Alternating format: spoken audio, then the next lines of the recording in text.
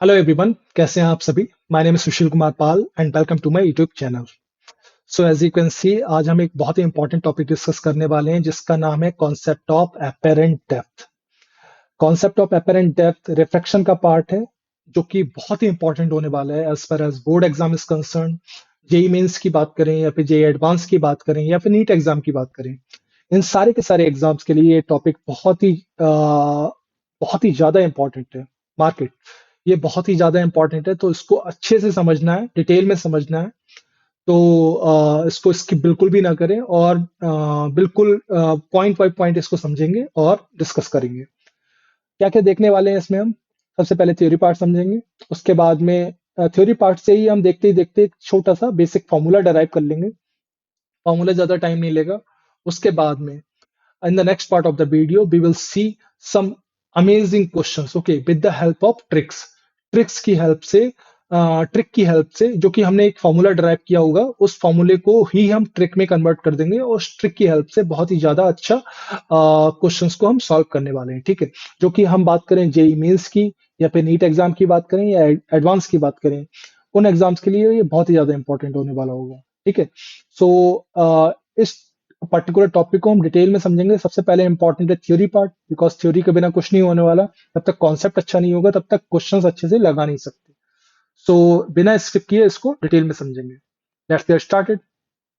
एक request guys, अगर आपने इस चैनल को अभी तक सब्सक्राइब नहीं किया तो प्लीज इस चैनल को सब्सक्राइब कर दीजिए, बिकॉज इस चैनल पे हम इस तरह के अमेजिंग कंटेंट को, जो कि हम बात करें फिजिक्स से रिलेटेड होते हैं, इस तरह के कंटेंट को हम डालते रहते हैं। रीजन, हमारा मोटिव है स्टूडेंट्स के कॉन्सेप्ट को क्लियर करना with the help of neat and clean PPTs. Okay, PPTs की हेल्प से हम बहुत ही अच्छे से डिटेल में कॉन्सेप्ट क्लियर करेंगे और उसको विजुलाइज करेंगे किस तरह से हमको कुछ ऐसा नहीं करना है कि पेन पेपर लिया और लिखना चालू कर दिया ऐसा और थ्योरी समझे क्वेश्चन लगाया, ऐसा चीजों को विजुलाइज करेंगे। ठीक है, इसी वजह से मेरा ये मोटिव है कि इसको मैं बहुत ही डिटेल में अच्छे से समझाऊं। ठीक है, so without getting any delay, let's get started. देख सकते हैं हम क्या क्या पढ़ने वाले हैं। सबसे पहले इसको समझ लेते हैं। सबसे पहले हम समझेंगे concept of apparent depth. Okay, नाम से ही पता लग रहा है क्या मतलब है concept of apparent depth and apparentship. तो इसके नाम का मतलब क्या मैं बोला, यहाँ पे बात करें, यहाँ पे बात करें इसके नाम में क्या रखा है। नाम में तो एक्चुअली में बहुत कुछ रखा है, तो सबसे पहले इसको समझना होगा। अपेरेंट डेप्थ, अपेरेंट डेप्थ का मतलब क्या है। एक्चुअल में इतना डेप्थ है नहीं, लेकिन लग रहा है कि इतना डेप्थ है।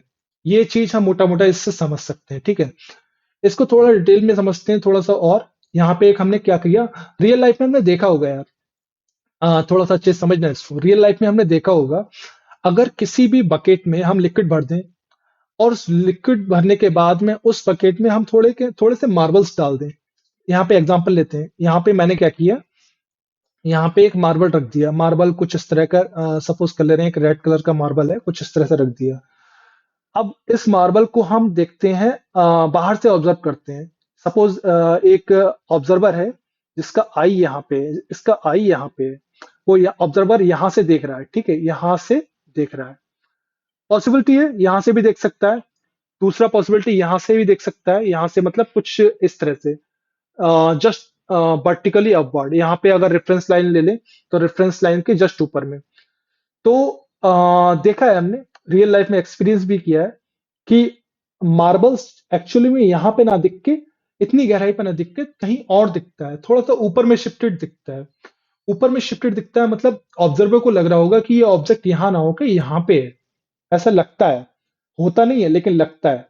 तो इसका मतलब क्या है, ऑब्जर्वर को तो ऐसा लग रहा होगा कि ये कम गहराई पे है, लेकिन एक्चुअल में तो ज्यादा गहराई पे है। इसकी रियल डेप्थ क्या है, रियल डेप्थ तो ये है एक्चुअल में इसकी। ये अगर बात करें, ये जो है इसकी रियल डेप्थ हो जाएगी। लेकिन अगर हम यहाँ से सरफेस से बात कर रहे हैं, ठीक है, लिक्विड की सरफेस से बात करें तो इसका रियल डेप्थ कितना है, एच है। लेकिन ऑब्जर्वर को तो लग रहा होगा कि एक्चुअली में इतनी गहराई पे है, ज्यादा गहराई पे है ही नहीं, इतनी गहराई पे एच डेस पे है। तो इसका मतलब क्या है, ये तो एक पंगा हो गया। ऐसा एक्चुअल में होता है। हाँ, हमने फील किया है सर। हमने अगर ऐसा फील किया है, इसका मतलब इससे रिलेटेड कुछ ना कुछ कॉन्सेप्ट भी होगा। तो उस कॉन्सेप्ट को हम बहुत ही डिटेल में समझने वाले हैं। ठीक है, तो देखते हैं यहाँ नेक्स्ट पार्ट में हमने क्या है। इसी से रिलेटेड मैंने दो चीजें रखी थी। यहाँ पे मैंने देखा दो ऑब्जर्वर को दो जगह बना दिया। एक ऑब्जर्वर का आई यहाँ पे, एक ऑब्जर्वर का आई यहाँ पे। ऑब्जर्वर इस ऑब्जेक्ट को, इस मार्बल को दो तरह से देख सकता है। एक तो वर्टिकली अपवर्ड, दूसरा कैसे देख सकता है, दूसरा ऑब्लिकली अपवर्ड। ठीक है। ऑब्लिकली अपवर्ड मीन्स ऑब्लिक तरीके से देख सकता है, थोड़ा सा तिरछा होकर देख रहा है, मतलब मार्बल को जस्ट ऊपर से ना देख के थोड़ा साइड से देख रहा है। तो ये जो हो गया ऑब्लिक ऑब्जर्वेशन होता है। ये वाला केस जो हो गया हमारा, this case is called oblique observation. और अगर हम बात करें दूसरे केस की, तो दूसरा केस होता है नॉर्मल ऑब्जर्वेशन।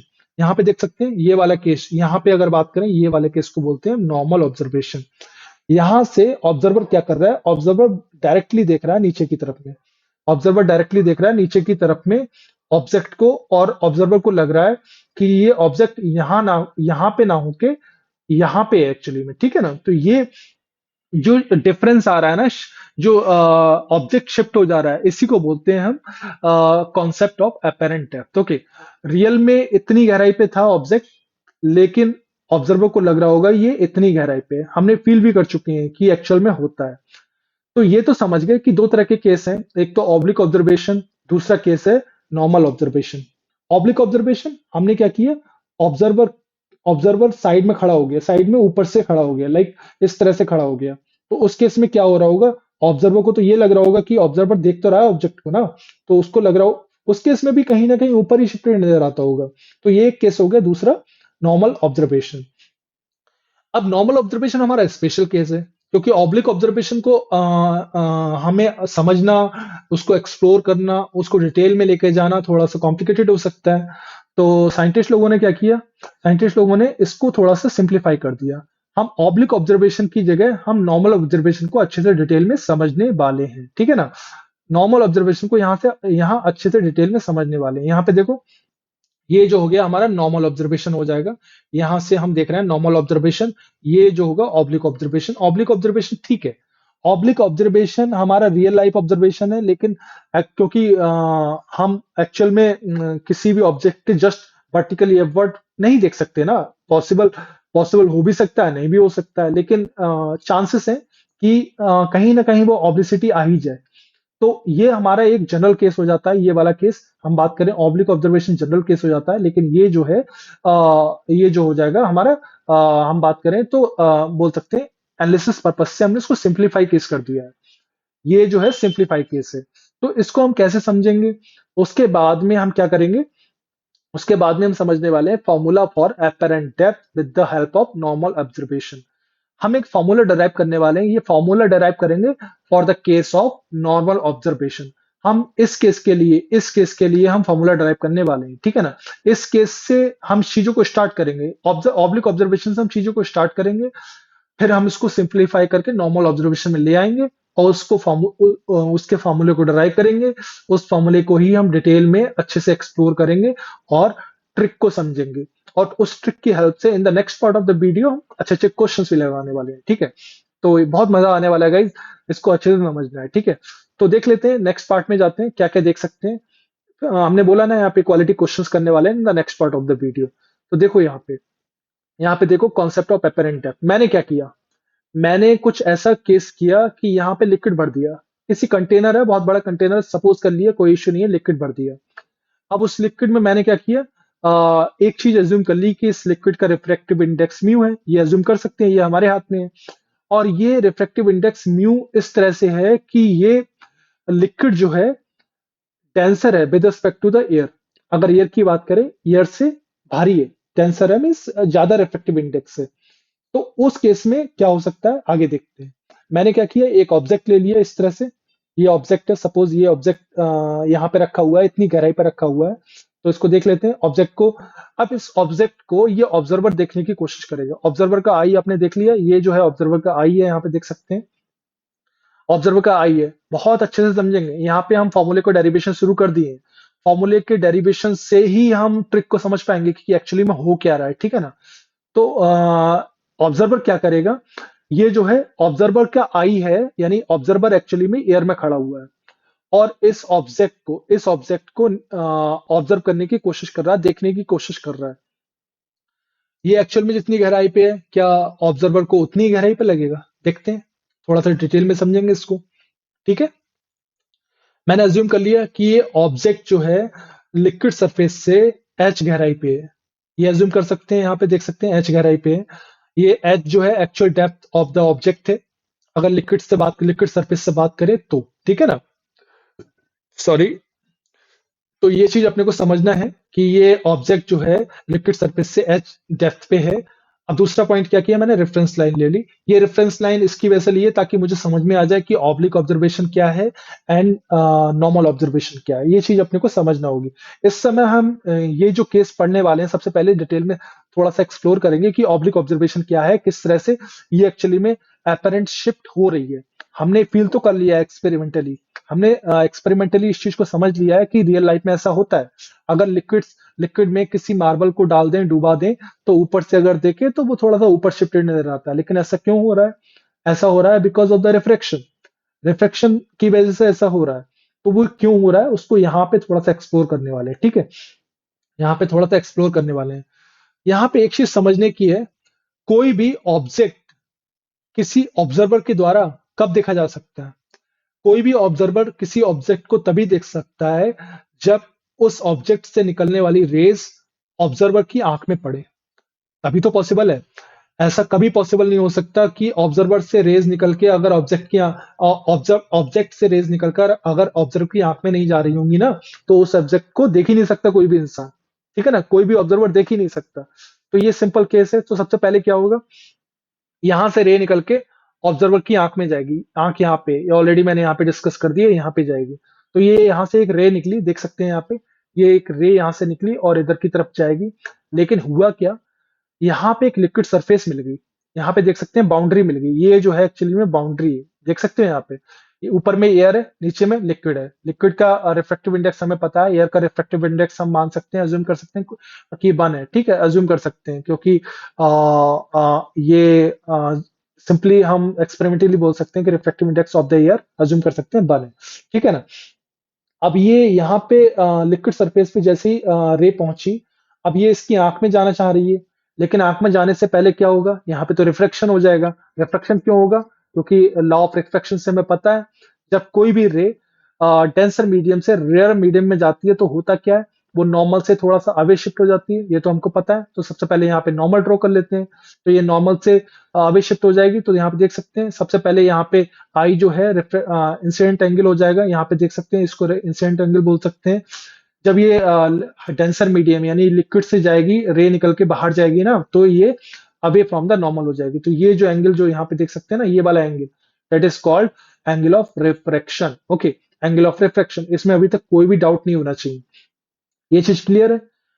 हो क्या रहा है देखो, ऑब्जेक्ट से रे निकल के ऑब्जर्वर की तरफ जा रही है, लेकिन बिकॉज ऑफ द रिफ्रैक्शन ये कुछ इस तरह से बैंड हो जाती है away from the normal. Band हो जा रही है, लेकिन ऑब्जर्वर को तो ये लगेगा कि एक्चुअल में ये ऑब्जेक्ट यहाँ ना होके इस रे को ही पीछे की तरफ एक्सटेंड कर दे रहे हैं कुछ इस तरह से। मैं एक रफ डायग्राम बना दे रहा हूँ कुछ इस तरह से। तो ऑब्जर्वर को तो ऐसा लग रहा होगा ना कि ये ऑब्जेक्ट यहाँ पे रखा हुआ है, यहाँ पे रखा हुआ है। तो देख सकते हैं यहाँ पे मैं इसी रे को थोड़ा सा पीछे की तरफ एक्सटेंड कर देता हूँ, देख सकते हैं यहाँ पे। तो ये इस सेम रे को जो कि बाहर एयर में गई है, इसी को पीछे एक्सटेंड किया है। क्यों? रे डायग्राम का एक कॉन्सेप्ट है, अगर ऑब्जर्वर जिस मीडियम में है उसी मीडियम के अलोंग ही हमको रे को या तो फॉरवर्ड करना पड़ेगा या फिर बैकवर्ड करना पड़ेगा। तो यहाँ पे ऑब्जेक्ट इनिशियल में रियल में कहाँ पे रखा हुआ था? रियल में तो यहाँ पे रखा हुआ था, यहाँ पे देख सकते हैं। लेकिन ऑब्जर्वर को क्या लग रहा होगा, ऑब्जर्वर को क्या लग रहा होगा कि ये ऑब्जेक्ट यहाँ ना होके ये पीछे इसकी रे को एक्सटेंड कर दिया, यहाँ पे होगा। ऑब्जर्वर को ऐसा लगने लगेगा कि ये ऑब्जेक्ट यहाँ पे ना होके यहाँ पे है। तो इसका मतलब क्या है, ऑब्जर्व की रिस्पेक्ट में इस ऑब्जेक्ट का जो डेप्थ है, जितना डेप्थ पे डूबा हुआ है वो तो कम हो गया। तो एक्चुअल में डेप्थ थी हमारी एच, लेकिन रियल में एक्चुअल में या रियल में डेप्थ थी हमारी ये, लेकिन ये क्या हो जाएगी, ये यहाँ से लेके यहाँ तक डिस्टेंस कितनी हो जाएगी, एपेरेंट डेप्थ हो जाएगी। तो इसको यहाँ पे समझ लेते हैं थोड़ा सा, यहाँ पे इसको समझ लेते हैं थोड़ा सा। मैं क्लियर कर देता हूँ सारी चीजों को, ये जो क्लियर कर देता हूँ थोड़ा सा सारी चीजों को, ताकि अच्छे से समझ में आ जाए। हुआ क्या था, यहाँ से रे को पीछे की तरफ एक्सटेंड किया हमने, एक्सटेंड किया तो इसी को एक्सटेंड कर लेते हैं थोड़ा सा कुछ इस तरह से। एक्सटेंड किया, यहाँ पे ऑब्जेक्ट आ जाएगा। ये ऑब्जेक्ट ऑब्जर्वर को लग रहा होगा कि ये इस गहराई पे है, ठीक है ना, इस गहराई पे यहाँ पे लग रहा होगा। रियल में यहाँ पे है, ठीक है ना, रियल में तो यहाँ पे है। रियल में ऑब्जेक्ट जहाँ पे था वहीं पे है, लेकिन ऑब्जर्वर को लग रहा होगा कि ये इस गहराई पे ना होगा, थोड़ी ज्यादा, थोड़ी कम गहराई पे है, ठीक है ना। एक चीज नोटिस करने की है, ऑब्जर्वर रेयरर मीडियम से देख रहा है तो उसको लग रहा है कि ये कम गहराई पे है। अगर हो सकता है कि ऑब्जर्वर डेंसर मीडियम से देख रहा होता तो ऐसा लगता है कि वो ज्यादा गहराई पे होता। यहाँ पे मैं थोड़ी सी बात क्लियर करना चाहूंगा, ये बात इतना जरूरी है। अगर सपोज ये वाला जो होता, अगर ये डेंसर हो जाता, सपोज ये डेंसर हो जाता, अगर हम बात करें ये जो मीडियम अगर डेंसर हो जाता तो ये रे जो होती कुछ ऐसी चली जाती, इस तरह से नॉर्मल के टू बॉट्स में बैंड हो जाती। तो उस केस में क्या होता, ये एक्चुअली में पीछे की तरफ एक्सटेंड करना पड़ जाता। इसका मतलब क्या है, ये नीचे की तरफ गहराई, इसका मतलब क्या है, रियल में जितनी गहराई है उस रियल में गहराई उससे भी ज्यादा गहराई लगती है उस ऑब्जर्वर को, ठीक है ना। तो ये बात समझने की है, अगर ऑब्जर्वर का आई जो है, ऑब्जर्वर का आई यानी ऑब्जर्वर अगर रेयरर मीडियम में खड़ा हुआ है तो उसको कम डेप्थ लगेगी। अगर डेंसर मीडियम में खड़ा हुआ होता तो उसको ज्यादा डेप्थ लगती, ठीक है ना। तो ये चीज समझने की, ये देखो कम डेप्थ लग रही है, यहाँ पे क्लियरली मैं बोल सकता हूँ एच डैश जो है लेस देन एच है। ये बात तो बिल्कुल क्लियर समझ में आनी चाहिए, ठीक है ना। तो यहाँ पे इसको रेस करते हैं और आगे समझते हैं। तो ये एक्चुअली में क्या है, एच डैश मैंने यहाँ पे मेंशन कर दिया, एपेरेंट डेप्थ बोलते हैं इस एच डैश को, बोलते हैं एपेरेंट डेप्थ। रियल में इतनी डेप्थ नहीं है, लेकिन रियल में तो डेप्थ एच है, लेकिन रियल में डेप्थ एच है, लेकिन एपरेंट डेप्थ जो कि ऑब्जर्वर को लग रही है डेट इज एच डैश। तो यहाँ पे ये चीज बिल्कुल क्लियर समझ में आना चाहिए, कोई भी डाउट नहीं होना चाहिए, ठीक है। तो अब एच एंड एच डैश में रिलेशन कैसे निकालें, तो हम देख लेते हैं कैसे निकाल सकते हैं। हम यहाँ पे यूज करने वाले हैं कॉन्सेप्ट ऑफ रिफ्रैक्शन। रिफ्रैक्शन में हमने पढ़ा एक लॉ ऑफ, बोल सकते हैं स्नेल्स लॉ, ठीक है। तो उस स्नेल्स लॉ को ही यहाँ पे हम थोड़ा सा एक्सप्लोर करेंगे और इससे रिलेटेड हम एक फॉर्मूला डराइव करने वाले हैं। सबसे पहले इस केस को हम जनरलाइज कर लेते हैं। यहाँ पे एक चीज नोटिस की, ये जो ऑब्जर्वेशन था ऑब्लिक ऑब्जर्वेशन था। ऑब्जर्व अगर ये आंख यहाँ ना होकर यहाँ पे होती ना, यहाँ पे होती आंख, यहाँ पे होती, मैं दोबारा से आंख बना देता हूँ, तो इस केस में बोल देते कि ये नॉर्मल ऑब्जर्वेशन हो जाता, ठीक है। तो यहाँ पे एक चीज क्लियर समझ में आना चाहिए कि हम सबसे पहले ऑब्लिक ऑब्जर्वेशन को प्रायोरिटी दे रहे हैं और उसको समझेंगे, ठीक है। तो मैं इसको क्लियर करता हूँ और आगे बढ़ते हैं थोड़ा सा। इस लेंथ को यहाँ पे हमने यहाँ से लेके यहाँ तक इस लेंथ को हमने एल मान लिया, यहाँ पे मेंशन कर दिया इसको, because of the denser medium of the with respect two year. क्योंकि ऑब्जर्वर जो है रेयर मीडियम में है तो ऑब्जर्वर को ऐसा लग रहा होगा कि ऑब्जेक्ट जितनी गहराई पे है उससे कम, एक्चुअली में कम गहराई पे उसको ऐसा लग रहा होगा। तो इसका मतलब क्या है, इस केस में अपेरेंट डेप्थ जो होता है एक्चुअल डेप्थ से यानी रियल डेप्थ से कम होता है, जब ऑब्जर्वर रेयर मीडियम में खड़ा होता है और उसको देखता होता है, ठीक है ना। तो ये चीज बिल्कुल क्लियर समझ में आना चाहिए। तो ये देख सकते हो यहाँ पे। चलो इसी को थोड़ा सा और एक्सप्लोर करते हैं, जनरलाइज करते हैं इस केस को। मैंने क्या किया था, उस पहले केस में मैंने क्या किया था, इसको एयर लिया था, लेकिन इस केस में एयर को हटा के मैंने क्या किया, एक अदर लिक्विड ले लिया जिसका रिफ्रैक्टिव इंडेक्स म्यू2 है। इसका रिफ्रैक्टिव इंडेक्स म्यू2 है, ये ले लिया मैंने। और ये नीचे वाले लिक्विड का रिफ्रैक्टिव इंडेक्स म्यू1 है। यहाँ पे हम वैसे भी बोल सकते हैं कि ये जो है ज्यादा डेंसर होगा, ये कम डेंसर होगा, क्यों, क्योंकि ये नीचे में है। तो यहाँ पे हम क्लियरली बोल सकते हैं ज्यादा, ये ज्यादा डेंसर है, यहाँ पे बोल सकते हैं, यहाँ पे ये अज्यूम करके चल रहे हैं कि ये जो है म्यू1 इज ग्रेटर देन म्यू2, यानी कि ये वाला लिक्विड है ज्यादा डेंसर है, ये अज्यूम करके चल रहे हैं, ठीक है। तो देख सकते हैं यहाँ पे म्यू2 लेस देन म्यू1। आप क्या कर सकते हैं, हमने अभी तक पढ़ा सेम चीज है। यहाँ पे पहले एयर था, एयर की जगह हमने रिप्लेस कर दिया है अनदर लिक्विड को। यहाँ पे पहले एयर था, एयर को रिप्लेस कर दिया अनदर लिक्विड से, लेकिन है तो सेम चीज ना। तो हम थोड़ा सा इसको एक्सप्लोर करते हैं और आगे बढ़ते हैं। देखो देखो यहाँ पे ऑब्जर्वर का एपेरेंट डेप्थ क्या है, एच डैश है। अब हमें एच डैश एंड एच में रिलेशन निकालना है, तो हम क्या करेंगे, स्नेल्स लॉ यूज करेंगे। स्नेल्स लॉ कैसे यूज कर सकते हैं, यहाँ पे समझने की कोशिश करना। रे कैसे जा रही है, रे कुछ इस तरह से जा रही है और इस तरह से रिफ्रैक्ट हो जा रही है, बिकॉज ऑफ द जो हम बोल सकते हैं रिफ्रैक्शन, ओके, रिफ्रैक्ट हो जा रही है यहाँ से, क्योंकि मीडियम चेंज हो रहा है, मीडियम चेंज हो रहा है और ऑब्जर्वर को लग रहा है कि ऑब्जेक्ट यहाँ पे है, लेकिन एक्चुअल में यहाँ पे नहीं था। एक्चुअल में तो पहले नीचे ज्यादा गहराई पे था, एच डेप्थ पे था, ठीक है ना। तो यहाँ पे स्नेल्स लॉ यूज करने वाले, यूजिंग स्नेल्स लॉ यहाँ पे बोल सकते हैं, यूजिंग स्नेल्स लॉ म्यू1 sine i is equal to म्यू2 साइन आर। यहाँ पे आई क्या है, रिफ्रैक्शन, एंगल ऑफ रिफ्रैक्शन है, आई है angle of incidence, and R है एंगल ऑफ रिफ्रैक्शन, यहाँ पे हम बोल सकते हैं। ठीक है, तो ये चीज हमें तो पता है, ठीक है, ये चीज हमको पता है। और आगे बढ़ते हैं थोड़ा सा, और आगे बढ़ते हैं, इससे रिलेटेड हम क्या करते हैं, इसको थोड़ा सा और आगे बढ़ाते हैं। अब ये साइन आई को हम रिप्लेस करते हैं, sine I and sine R को कैसे रिप्लेस कर सकते हैं, यहाँ पे समझने की कोशिश करना। ये लेंथ एल है, यहाँ पे ऑलरेडी मैंने मेंशन कर दिया, ये लेंथ एल है। अब यहाँ पे इनके नॉमेनक्लेचर कर लेते हैं थोड़ा सा, to make our life easy. हम अपनी लाइफ को थोड़ा सा इजी बनाने के लिए इसको हम नॉमेनक्लेचर कर लेते हैं। सपोज ये ए है, ये बी है, ये सी है, ये डी है, अज्यूम कर सकते हैं, कोई इश्यू नहीं है। तो यहाँ पे इसको लिख सकते हैं म्यू 1। साइन आई क्या होता है, अगर ये एंगल आई है तो ये वाला एंगल भी आई हो जाएगा। तो ये एंगल आई हो जाएगा, तो हम देखें एंगल ए सी डी में, अगर एंगल ए सी डी में देखें तो sine I that is perpendicular divide by hypotenuse. तो परपेंडिकुलर क्या हो जाएगा हमारा, सी डी, हाइपोटेन्यूज कितना हो जाएगा, ए डी। तो यहाँ पे इसको ए डी लिख सकते हैं। सिमिलरली ये क्या हो जाएगा, म्यू 2, साइन आर क्या हो जाएगा हमारा, समझ में आ रहा होगा आई होप, ठीक है ना, साइन आर। अब यहाँ पे साइन आर की बात करें तो ये एंगल, अगर ये आर है, सोचो ये आर है तो ये वाला एंगल भी तो आर होगा ना। अगर ये एंगल आर है तो ये वाला एंगल भी आर हो जाएगा। अगर ये एंगल आर हो जाएगा तो यहाँ पे अगेन इस वाले ट्रायंगल में, ट्रायंगल बीसीडी की बात करें तो ट्रायंगल बीसीडी में बात करें तो ये हो जाएगा परपेंडिकुलर, परपेंडिकुलर क्या हो जाएगा, C D divide by hypotenuse क्या हो जाएगा, हाइपोटेन्यूज बीडी। Okay, BD. ये अभी तक इसमें कोई भी डाउट नहीं होना चाहिए अभी तक, ठीक है। तो अब क्या करते हैं, थोड़ा सा और इसको आगे बढ़ाते हैं। सीडी से सीडी कैंसिल हो जाएगा, यहाँ पे देख सकते हैं ये कैंसिल हो जाएगा। तो ये हो जाएगा mu 1 divide by AD. AD क्या है हमारा, एडी, एडी हम निकाल सकते हैं पाइथागोरस थ्योरम से। ये हो जाएगा एल डेप्थ, ये H depth, AD, A C and C D. तो हम पाइथागोरस थ्योरम से क्या निकाल सकते हैं, इसको फॉर्मूले को हम थोड़ा सा इस तरह से लिख सकते हैं, L square plus H square. अभी तक इसमें कोई इश्यू नहीं होना चाहिए। Similarly mu 2 divided by BD, BD क्या हो जाएगा, under root of L square plus H dash square. अभी तक इसमें कोई भी डाउट नहीं होना चाहिए। तो इसको क्लियर करते हैं, सेम चीज को हम यहाँ पे लिख सकते हैं, म्यू 1, एल से एल कैंसिल हो चुका है, ठीक है ना, कोई इशू नहीं है अभी तक। एल मतलब जो मैंने अभी नॉमेनक्लेचर किए थे वो, ठीक है। तो ये हो गया यहाँ पे। चलो और एक्सप्लोर करते हैं थोड़ा सा। अब यहाँ पे समझते हैं special case of apparent depth in case of normal observation. अभी तक हम क्या समझ रहे थे, अभी तक हम समझ रहे थे ऑब्लिक ऑब्जर्वेशन।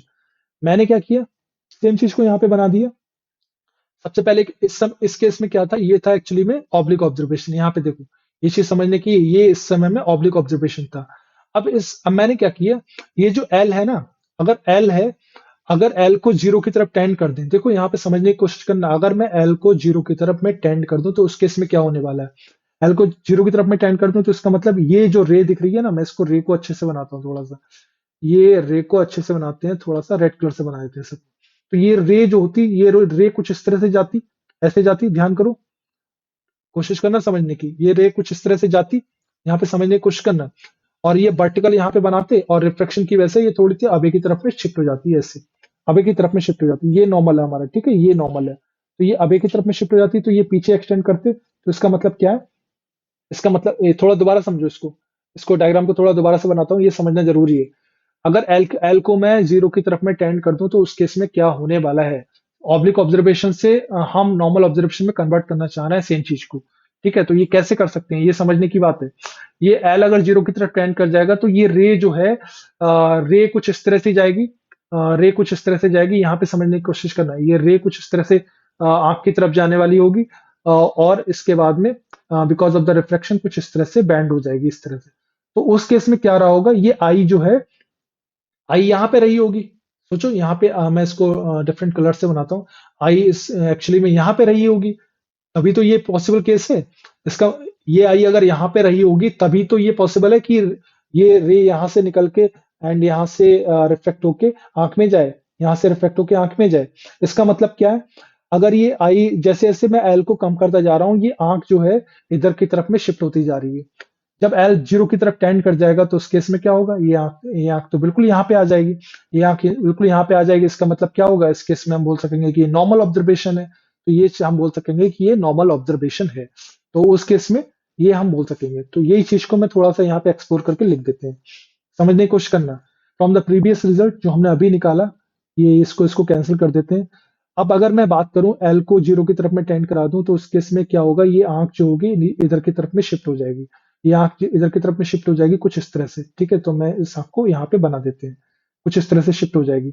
जब एल को मैं जीरो की तरफ में टेंड करूंगा, ये एच नहीं, सॉरी, ये एच नहीं होगा, ये एक्चुअली में जीरो होगा, ठीक है ना, जीरो की तरफ में टेंड करेंगे। तो उस केस में ये नॉर्मल ऑब्जर्वेशन में कन्वर्ट हो जाएगा। ये था ऑब्लिक ऑब्जर्वेशन, ये जो हो जाएगा नॉर्मल ऑब्जर्वेशन। तो इसी चीज को मैं यहाँ पे समझने की कोशिश करना, ये इसी को थोड़ा सा और एक्सप्लोर करते हैं, आगे बढ़ते हैं। जब एल को जीरो की तरफ में टेंड करेंगे तो इस केस में क्या होगा, इस केस में ये वाली पूरी की पूरी टर्म एल बन, सॉरी एच बन जाएगी, और ये वाली पूरी की टर्म एच डैश बन जाएगी। ये एच बन जाएगी और ये एच डैश, क्योंकि एल तो L cancel, I mean L तो जीरो हो जाएगा और ये तो ऑलरेडी कैंसल्ड है। तो इस केस में हम बोल सकेंगे ये क्या बन जाएगा, mu one divided by H and mu two divide by L. ये चीज हमने यहाँ पे डराइव कर ली, और यही हमारा बेसिक फॉर्मूला हो जाएगा फॉर नॉर्मल ऑब्जर्वेशन। हमारा ऑब्जर्वेशन इस समय इस केस में कहाँ हो रहा है, हमारा ऑब्जर्वेशन हो रहा है इधर से, क्योंकि आंख जो है, आंख यहाँ पे पहुंच चुकी है ऑलरेडी, आंख यहाँ पे ऑलरेडी पहुंच चुकी है। ये केस है नॉर्मल ऑब्जर्वेशन का। तो ये चीज यहाँ पे समझ में आ गई होगी। तो नेक्स्ट लाइन पे यहाँ पे, आई मीन नेक्स्ट स्लाइड पे हम इसी चीज को नॉर्मल ऑब्जर्वेशन में कन्वर्ट ऑलरेडी कर चुके, एल को जीरो की तरफ में टेंड ऑलरेडी कर चुके। एल को जीरो की तरफ में टेंड कर रहे हैं, ये समझना जरूरी है क्यों किए हैं। इससे होगा क्या, एल को जीरो की तरफ में टेंड करने की वजह से ही आंख जो है नॉर्मल की तरफ में टेंड हो रही है, ठीक है। तो ये चीज अपने को समझना है। आगे बढ़े, यहाँ पे ये चीज निकल के आ गया। अब मैं क्या कर रहा हूँ, यहाँ से एच डेस की वैल्यू निकाल ले रहा हूँ। तो एच डेस क्या हो जाएगा, एच डेस जो हो जाएगा that is going to be mu two and H divided by mu one. इसको एक और तरीके से लिख सकते हैं, एच डेस हमारा क्या है, एक्चुअली में एपेरेंट डेप्थ है, ठीक है ना, एपेरेंट डेप्थ है, that is going to be mu two. Mu two क्या है हमारा, mu two is the refractive index of the medium जिसमें ऑब्जर्वर है। ऑब्जर्वर जिसमें है, ऑब्जर्वर मीन्स जिसमें ऑब्जर्वर की आंख है, ठीक है ना। अब यहाँ पे एच एक्चुअल डेप्थ है, एच एक्चुअल डेप्थ है, एंड म्यू क्या है, एक्चुअल डेप्थ है, एंड म्यू क्या है, म्यू हम बोल सकेंगे कि ये जो refractive index of the medium जिसमें ऑब्जेक्ट रखा हुआ है। ऑब्जेक्ट किस में रखा हुआ है, तो यहाँ पे देख सकते हैं ऑब्जेक्ट रखा हुआ है म्यू टू में, म्यू वन में। ऑब्जेक्ट एक्चुअली म्यू वन में रखा हुआ है, तो यानी कि यहाँ पे म्यू ऑब्जेक्ट, ठीक है। तो ये चीज लिख सकते हैं। यहाँ पे ये कंफ्यूज नहीं होना है कि ये डिस्टेंस कहाँ से ये डिस्टेंस कहाँ गई, ठीक है। ये चीज बिल्कुल क्लियर होना चाहिए, ये कंफ्यूज बिल्कुल भी नहीं होना है कि ये डिस्टेंस कहाँ गई। इस डिस्टेंस को भी हम काउंट में कर सकते हैं, लेकिन उसको आगे डिटेल में समझेंगे। हम अज्यूम कर रहे हैं कि ये डिस्टेंस जो है, अज्यूम कर रहे हैं कि ये डिस्टेंस आई मीन नेग्लिजिबल है। क्यों, क्योंकि हम यहाँ पे एक्चुअल डेप्थ हम यहाँ पे अज्यूम कर रहे हैं कि एच है, एंड एपरेंट डेप्थ है एच डैश है। तो ये वाला आई मीन डिस्टेंस नेग्लिजिबल है, तभी तो पॉसिबल है। इसका मतलब ये वाली डिस्टेंस बहुत कम है। इसका मतलब ये है कि ऑब्जर्वर एक्चुअल में यहाँ पे ना होकर, ऑब्जर्वर की आंख एक्चुअल में यहाँ पे है, ठीक है ना, ऑब्जर्वर की आंख यहाँ पे ना होकर यहाँ पे है। ये सब क्यों किया है, ये सब इसकी वजह से किया ताकि चीजों को सिंप्लीफाई किया जा सके, ठीक है ना, ताकि चीजों को सिंप्लीफाई किया जा सके। यहाँ पे देखो, यहाँ पे देखो, इस चीज को समझने का बिल्कुल जरूरत है। यहाँ पे ऑब्जर्वर जो है, ऑब्जर्वर को मैंने क्या किया, एल जीरो किया तो ऑब्जर्वर इधर की तरफ मूव हो गया, ऑब्जर्वर इधर की तरफ मूव हो गया, और अपना काम बन गया क्लियर तरीके से। हमने एच डैश को निकाल लिया, कुछ इस तरह से निकल के आ गया। ये फॉर्मूले को हमने यहाँ पे निकाल लिया, H dash is equal to mu observer H divided by mu object. ये नोट कर लेना, ये फॉर्मूला इतना इंपॉर्टेंट है। इस फॉर्मूले को ही हम ट्रिक में इजाद करने वाले हैं, और ट्रिक में इजाद करने के बाद में ही हम इसको डिटेल में कुछ ऐसे क्वालिटी क्वेश्चंस लगाएंगे जो कि JEE Mains and JEE Advance और NEET exam point of view से बहुत ही ज्यादा इंपॉर्टेंट होने वाले होंगे, ठीक है। इससे रिलेटेड एक एग्जाम्पल कर लेंगे तो ज्यादा क्लियर समझ में आ जाएगा। वैसे एक्चुअली में एग्जाम्पल्स तो हम नेक्स्ट वीडियो में, इस वीडियो के नेक्स्ट पार्ट में करने वाले हैं। ये फर्स्ट पार्ट 1 है, नेक्स्ट पार्ट हमारा पार्ट 2 होगा, एंड पार्ट 3 में हम कुछ आईआईटी लेवल के, कुछ आईआईटी एडवांस लेवल या JEE Mains JEE advance level के कुछ क्वेश्चंस को हम लगाने वाले हैं, ठीक है। So till then, thank you guys. अगर आपने इस चैनल को सब्सक्राइब नहीं किया तो प्लीज इस चैनल को सब्सक्राइब कर दीजिए, एंड प्लीज बेल आइकन को भी दबा दीजिए, ताकि हमारे जितने भी नए वीडियोस आप तक आसानी से पहुंच सकें, और आप उन वीडियोस का अपने एग्जाम पॉइंट ऑफ व्यू से फायदा ले सकें, ठीक है ना। So till then, thank you guys.